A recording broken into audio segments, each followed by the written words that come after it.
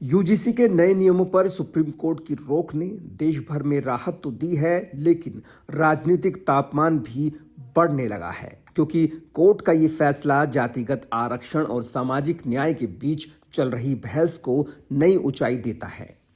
BJP समर्थक इसे जीत बता रहे हैं, मगर स्वर्ण संगठन चेतावनी दे रहे हैं।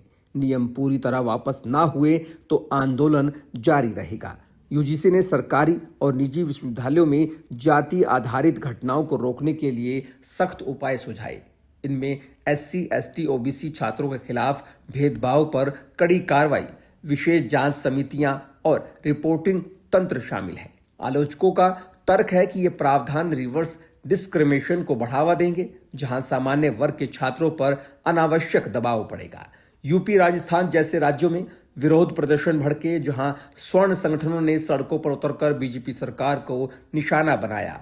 उत्तर प्रदेश इस विवाद का केंद्र बना, जहां बीजेपी के स्थानीय नेता और जिला स्तर के नेताओं समेत पदाधिकारियों ने अपने पद से इस्तीफा तक दे दिया, जबकि पूर्व सांसद बृजभूषण शरण सिंह के परिवार से लेकर अन्य नेताओं ने खुला विरोध किया। स्वर्ण आबादी ब्राह्मण 10%, राजपूत 6%, वैश्य 4% सहित कुल 22% बीजेपी का परंपरागत वोट रही है, लेकिन 2022 विधानसभा चुनाव में इन्होंने पार्टी को 80 से 90 सीट दिलाई। अब नाराजगी पूर्वांचल और अवध तक फैल गई, जो 2027 चुनाव के लिए खतरे की घंटी है। ब्राह्मण ग्रुप की मीटिंग्स और ठाकुर संगठनों का रुख विपक्ष की ओर मुड़ सकता है। करणी सेना, अखिल भारतीय क्षत्रिय महासभा, ब्राह्मण महासभा, परशुराम सेना, साथ ही मुस्लिम स्वर्ण संगठन जैसे पठान महासभा एकजुट है। महासभा के राघवेंद्र सिंह राजू कहते हैं, स्टे आधी जीत है। स्वर्ण बीजेपी के साथ है, लेकिन पार्टी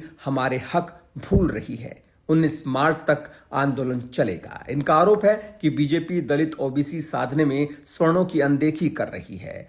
सोशल मीडिया पर रिवोक यूजीसी रूल्स ट्रेंड कर रहा है, जहां युवा इसे स्वर्णों पर अन्याय बता रहे हैं। ऐसे में बीजेपी दोहरी चुनौती में फंसती नजर आ रही है, क्योंकि नियम वापस लिए तो एससी, एसटी, ओबीसी वोटर नाराज होंगे और अगर बनाए रखे तो स्वर्ण खिसकेंगे।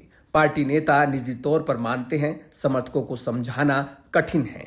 2024 लोकसभा में राजपूतों ने नुकसान पहुंचाया, अब स्वर्ण असंतोष बड़ा खतरा बन रहा है।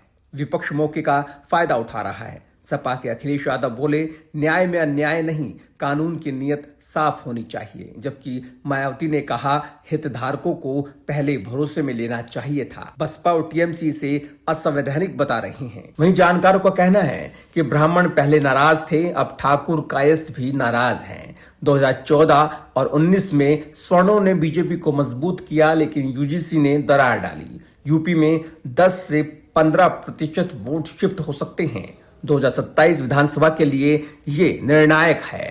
स्वर्ण 22% वोट अगर विपक्ष की ओर मुड़े तो बीजेपी को 50+ सीटें गंवानी पड़ सकती है। स्टेज से राहत जरूर मिली, मगर मूल मुद्दा बरकरार है। सरकार पुनर्समीक्षा में संवाद जोर दे तो संकट टल सकता है, अन्यथा स्वर्ण नाराजगी जातिगत ध्रुवीकरण को नई ऊर्जा देगी। ये विवाद शिक्षा से आगे सियासत का रूप ले चुका है। बीजेपी के लिए बैलेंसिंग एक्ट की परीक्षा है। छात्र आंदोलन से सोशल मीडिया वोटर असंतोष है। सब मिलकर 2027 की तस्वीर बदल सकते हैं। सुप्रीम कोर्ट का अंतिम फैसला ही निर्णायक होगा।